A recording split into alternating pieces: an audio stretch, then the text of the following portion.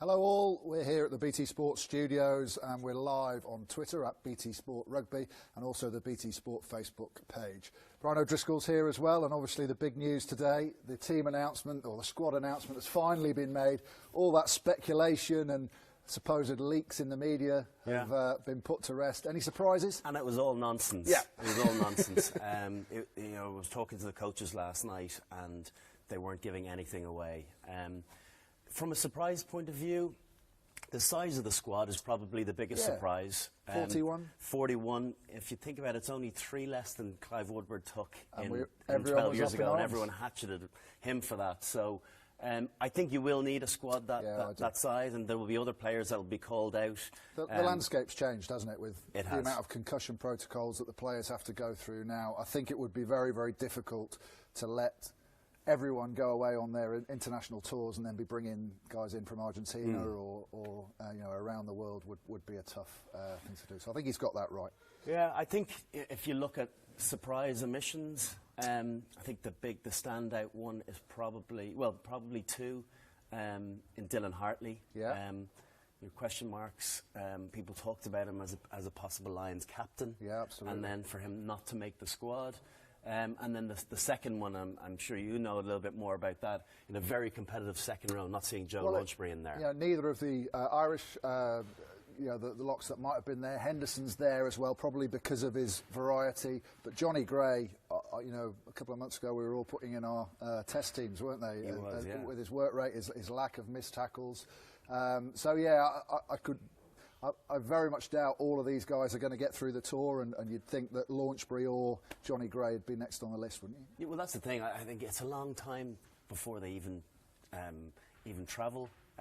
Unfortunately, we're going to have 3-4 casualties prior to even the plane leaving these shores to get down to New Zealand, and then on top of it, you're probably looking at another 3 or 4 injuries at least over the course of the tour. So expect lots of players to be added to that, and in a very attritional position, a second row. Yeah, I wouldn't think that Joe Launchbury should put his feet up just yet. Just before we get on, probably your area of expertise, the back line. A few questions coming in. Get your questions in at BT Sport Rugby on Twitter, and we'll try our best to answer them. One was from Sean on Twitter. Why wouldn't you take Hartley? He's a born leader and captain, back-to-back Six Nations titles, and a player who can get under the New Zealand skin.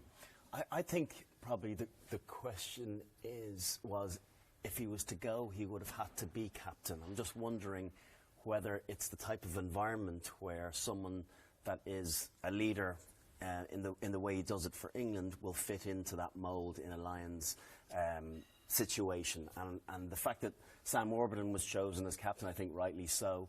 I just wondered, did Warren Gatland feel as though there was not a potential for Hartley to be divisive, but that he might have been too strong a character, or alternatively, is he playing as good rugby as that? Exactly, Six Nations form. He did play well, funnily enough, against Jamie George at the weekend in the Saracens-Northampton game. This guy had a fantastic Six Nations, and this guy, a lot of people were saying, well, the only reason he's not in the England team at the moment is because of the leadership of Hartley and the lack of leaders in the England team. Let's have another question here. Elise on Twitter, only 2 Scots. Scotland playing better than they were 4 years ago, and less Scots selected for this tour than 2013. Beat Ireland. Yeah, beat Ireland, Wales. beat Wales. If I was Scottish, would I feel hard done by? I would. First time, I think, since 1908 that they haven't had a representative in the pack. Yeah. So 2 backs in Hogg and Seymour. So not having, as you've mentioned, either of the Gray brothers. There'd been talk of Hamish Watson maybe being included. WP Nell, that's out and out Scot that he is, probably would have been included in that tight head group had he been fit. He had great form last year, but unfortunately hasn't come back in time. So, I think they would feel as though they're pretty hard done by. Even though I'm looking at that front row, and I don't think there's any huge surprises there. I mean, I think if Nell had been fit yeah. and had some game time, he could well have gone there. But Sinclair, what Eddie Jones likes to call a finisher, coming off the bench with a bit of power, the running game at the end, and there's some good ball carriers in that pack. Picking this back row is going to be particularly difficult, isn't it? So exciting. You look at that. Obviously, Some big performances at the back end of the season from O'Mahony, particularly against England, fortuitously getting in Jamie Heaslip's absence that day. He was meant to be on the bench, absolutely. And that performance alone probably got him on the plane.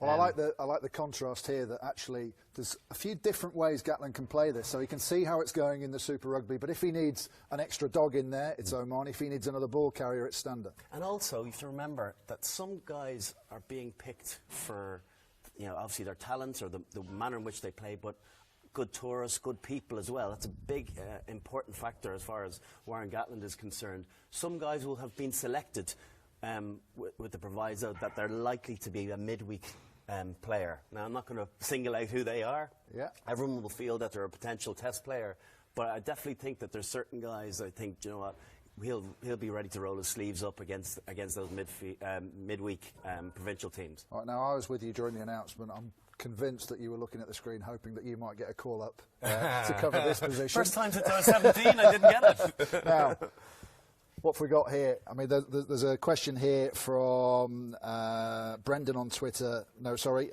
Adam on Twitter. Given that JJ was a shock inclusion with all the rumours, who do you think is going to get that 13 shirt in the first test? I think he's wearing a 12 jersey. I think it's going to be a shootout between those two guys. If you're looking at Owen Farrell playing at 12, because I think he will, with Johnny Sexton at 10, I think Henshaw, depending on who shows form in the build-up games, but I think Henshaw has a capability of playing at 13. He's got the perfect game for down in New Zealand. Hard, physical, confrontational, good skill set, massive work rate. This guy has a huge engine, and that's exactly what you need. You need to be an 80-minute man. I think more so than ever, it almost looks a little bit like a Wallaby squad because of the amount of players that can play in different positions. You mentioned about Farrell playing 12. Daly can cover the back 3 or 13. Watson can go full back. Williams can obviously play in all 3 of the positions in the back 3. Is versatility going to be really important on this? I think it's the one time that versatility is a good thing, is on a Lions tour. Versatility can really hurt you, as our own Austin Healy knew only too well of playing in multiple positions. But I do think that looking at those wings and at full back, I don't even think that guaranteed that he's a shoe-in at 15. I think there's other possibility. You look at Daly, having played there for Wasps. You look at Watson being able to play there. Liam Williams is a really good fullback. So I think that is probably the one position in the back 3 is most open for selection. Nothing's nailed down just now. Aaron on Facebook, who's the biggest shock inclusion in the squad for both of us? For me, probably Moriarty. Don't get me wrong, he had a great Six Nations. I just wasn't expecting to see that many back row. I suppose knowing that Laws can play 6, Henderson can play 6, Atoji can play 6. I just didn't legislate that we were going to have 3 Irishmen in the back row and 3 Welshmen. Sorry, and that's not including Billy and Toby. Yeah. I probably would go for Payne actually at 13. Yeah. I just didn't know how many centres he was going to take, particularly with the fact that Daly can play centre and he can play in the back 3. But good on him, you take your opportunity. And there's always actually, you think of back to some of the tours and some of the guys that went in 97 and people were saying, hang on, why have they picked them? And they were the stars of Paul Wallace. Yeah, absolutely. Jeremy Davis and Tom Smith, these guys that weren't being given a chance. I think one other guy that will probably feel a little hard done by is Finn Russell. Well, there's a question, that's my next question from Stefan on Facebook as well.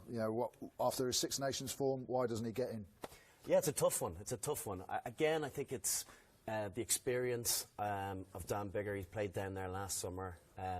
He's a big physical 10. Would there be I think a question you look at all mark of these about, guys, they're all big defenders. Would there be a question mark about the fact that particularly the 10 has to be the quarterback who pulls this all together, and Finn Russell, quite an instinctive player. We can see his attacking prowess, but he has a looseness to him, which is exciting to watch.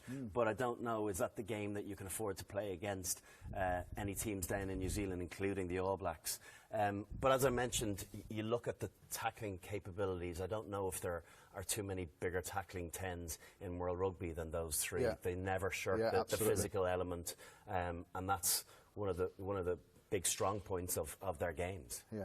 Absolutely. Just there's one here that was quite interesting. I'm trying to find the Nick on Facebook. Nick Mead, will minimum quotas for countries ever be included in Lions selections? I don't know. The Scottish fans have got to be absolutely. Yeah.